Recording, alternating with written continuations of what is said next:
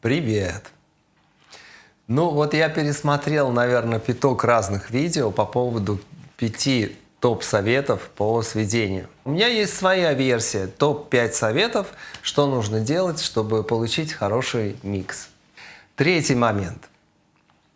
Широта стереобазы инструментов. Да? Для начинающего звукорежиссера кажется, что чем шире у вас все инструменты, тем шире будет вся фонограмма. Вовсе нет, это совершенно не так. Наоборот, наш слух работает таким образом. Он понимает, что инструмент звучит широко, когда есть инструмент, который звучит узко. И наоборот. Да? Ну, представьте себе, у вас лид-вокал занимает широкое место впереди перед вами. Дальше, если вы сделаете такую же гитару, такой же пэд и все остальные инструменты, вы думаете, у вас будет широкий микс? Нет. Наоборот, он будет узким. Это называется у звукорежиссеров широкая моно. Когда все инструменты звучат широко, а микс звучит плоско. Потому что слуху не за что зацепиться. А вы поставьте вот сюда какой-нибудь синт, сделайте ему узкую стереобазу, превратите его в точку. Сделайте эквализацию со срезом сверху, со срезом снизу, и у вас сразу вокал будет понятно, то, что он большой, широкий, жирный, и он близко. Понимаете? Более того, размазав тот же синт, допустим, по стереобазе широко, вам придется в миксе делать его очень громко, потому что слух не может его локализовать, мы не можем определить, где он находится. Он широкий, он везде. Он везде, его придется делать громко, и он будет занимать очень много микса, а в миксе он перестанет читаться. Читаемость микса – это, опять же, широта стереобазы. Точечный синт и размазанный синт, разница будет, ну, примерно плюс 5 дБ по громкости. То есть, если вы поставили синт минус 10 дБ и развели его по стереобазе, и вы его с трудом слышите, то если вы сузите стереобазу и превратите его в точку, то он будет слышен даже еще на 5 дБ тише. То есть не на минус 10, а на минус 15. Очень важно следить за тем, какую широту стереобазы вы делаете для того или инструмента, где вы его локализуете. Если у вас одна ритмическая функция слева, то вторая лучше будет справа.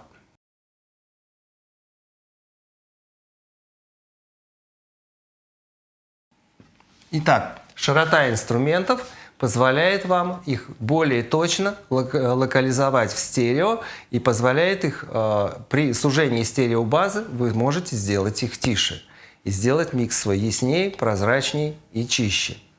Обращайте на это внимание. Не нужно все широко. Что-то должно быть обязательно узко. Соизмеримо с тем, что вы слышите. Вот. Теперь я говорил, что очень сильно на читаемость инструмента влияет его широта стереобазы. Ну, представьте себе фортепиано, которое звучит сольно, оно может быть большим, оно может быть прямо перед вами, и оно может быть большим. Но если оно звучит в оркестре, то когда у вас 60 человек скрипок слева, а духовые справа, а сзади огромный хор, там на 80 человек, то фортепиано превращается в маленькую точечку в центре оркестра. Соответственно, его широта стереобазы должна быть очень узкой. Тогда она не размазывается по стереоимиджу, она не занимает столько места, иначе оно будет фортепиано размером с оркестр. Да? Вы делаете из него точечку, и оно прекрасно будет читаться внутри оркестра, даже если оно будет очень тихо. Посмотрите это на примере.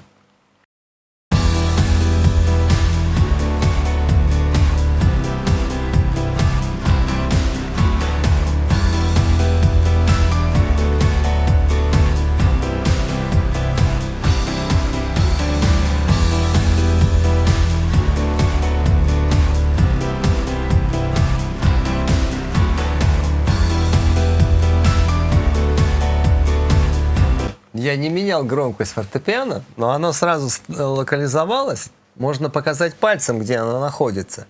И отвел от него гитару. Я оставил центр для солирующих инструментов, а фортепиано и гитару сделал чуть-чуть левее. Одну и правее другую. И они все сели на свои места.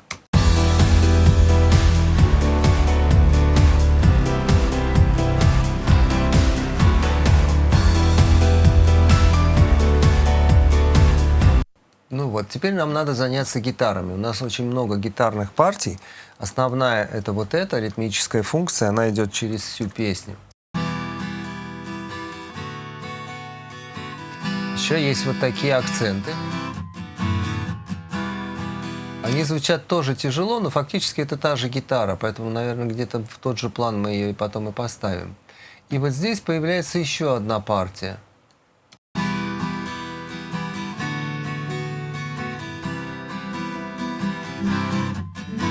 Это перебор, который мы сейчас практически не слышим.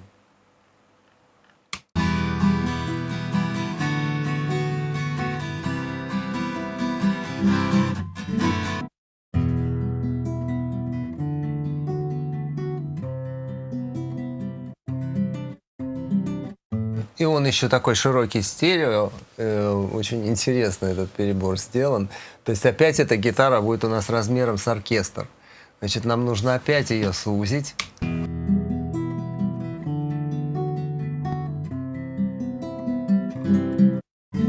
Все, она уже локализовалась. А теперь за счет эквализации мы ее сейчас опять же тоже сузим и переместим в тот спектр, где не работают остальные гитары. Мы найдем ей место.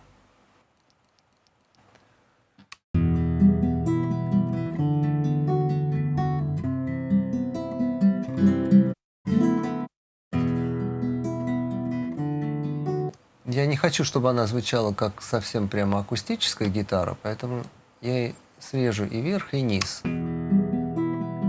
Теперь я буду искать место, когда она будет хорошо прослушиваться с фортепиано и гитарой.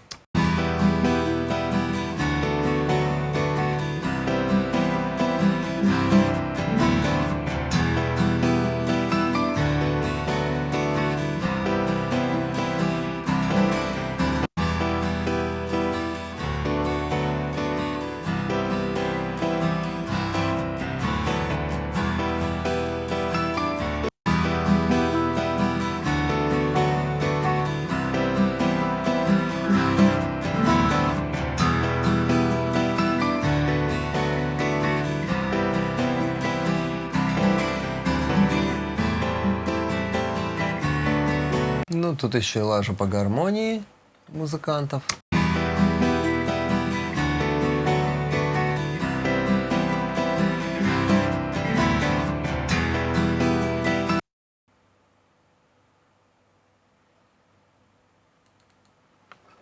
Чуть увеличим добротность.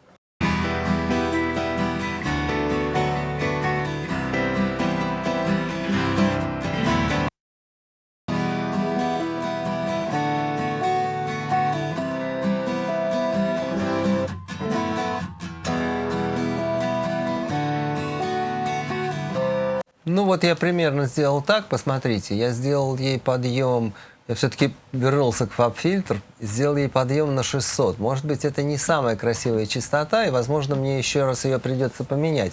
Но с такой эквализацией она появилась сразу в миксе, она начинает читаться. Вот смотрите, вот что было.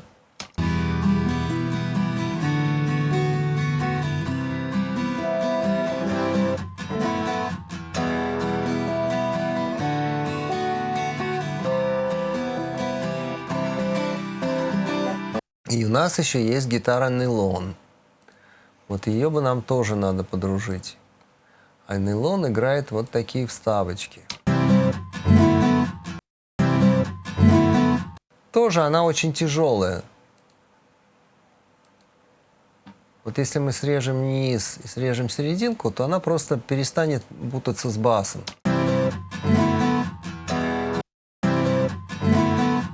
Поскольку это нейлон, я хочу сохранить саму природу нейлона, да, поэтому я не буду больше ничего с ней делать.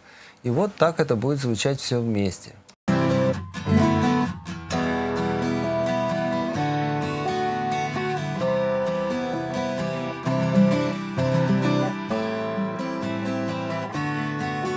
Ну, она у нас перестала, вот эта гитара у нас перестала быть с железными струнами. Она стала такая какая-то немножко ближе к электро.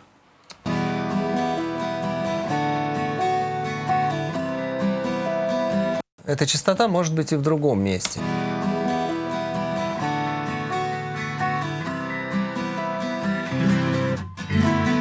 Вот здесь она уже начинает путаться с основной гитарой.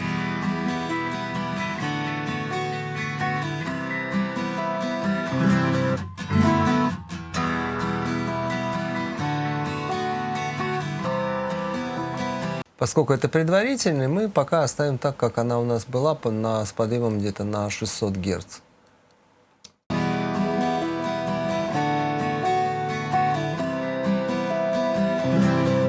Ну и потом ей нужно будет также найти место в панорамировании.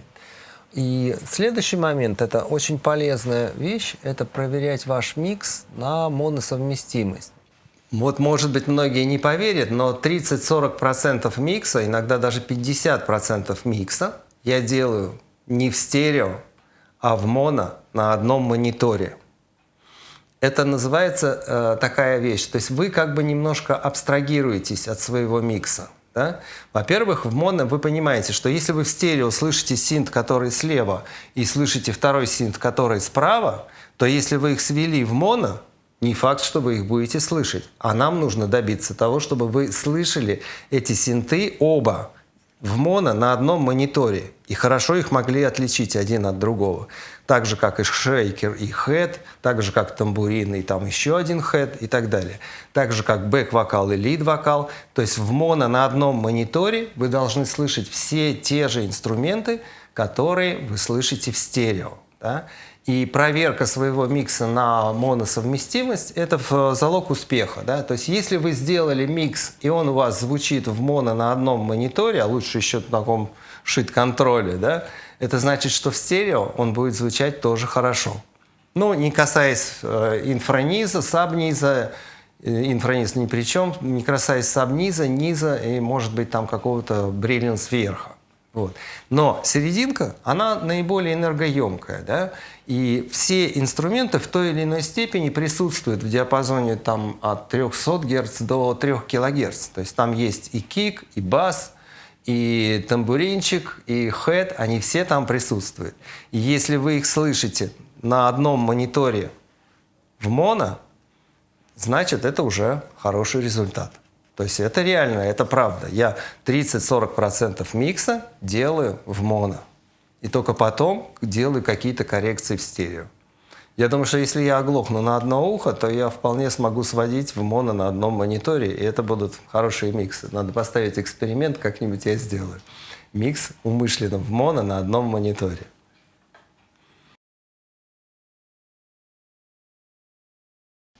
Вот этот эффект позволяет вам выстроить более точно музыкальный баланс и добиться хорошей читаемости микса. То есть, когда вы работаете в моно, вы немножко абстрагируетесь, вы слышите свой микс как бы со стороны. Я говорил об этом у доски, да, есть еще эффект гостя. Вот посмотрите, как это будет работать. Вот у меня на мастер-шине стоит стереоимиджер со смещением в моно и со смещением влево. То есть он строго влево. Когда я его включаю, на мониторах я слышу свой микс так, как он будет играть потом в мультимедиа. Сейчас я включу всю ритм-секцию. И моя задача в том, чтобы вот в этом режиме я прослушивал все эти инструменты, которые я сделал. И нейлон, и вот эту гитару, и гитару основную, и вот эти аккорды вот этой гитары. Вот в стерео это вот так звучит.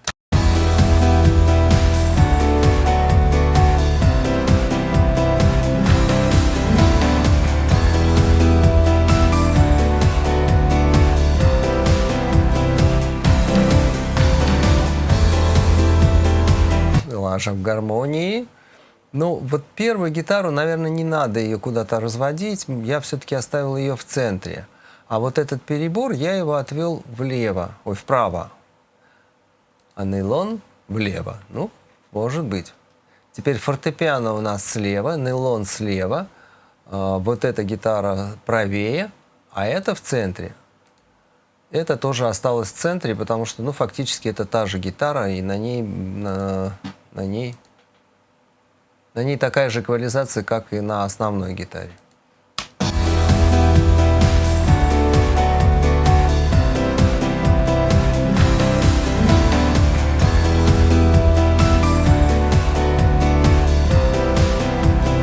Не очень мне нравится, как вот эта гитара сидит, но в целом теперь давайте проверим в моно. Если я слышу в моно все те же инструменты, что и в стерео, значит, я сделал хороший предварительный спектральный, музыкальный баланс и правильное панорамирование. Вот. И теперь давайте убедимся в этом.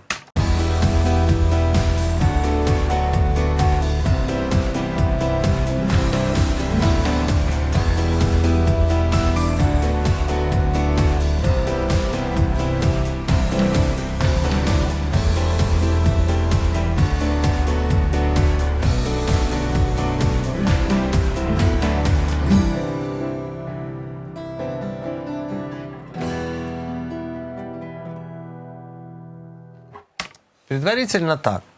Ну вот, теперь в моно мы слышим все то же самое, что и в стерео, да, фактически. Только мы имеем такой немножко взгляд со стороны, да. То есть мы слышим и нейлон, и слышим перебор, и слышим основную гитару, и фортепиано, то есть по ритм-секции, в общем-то, все. Ну и в стерео такой микс тоже будет звучать хорошо. На самом деле, да, 30% микса я делаю, если не больше, я делаю в моно на одном мониторе. На этом на сегодня все. Всем хороших миксов, всем пока.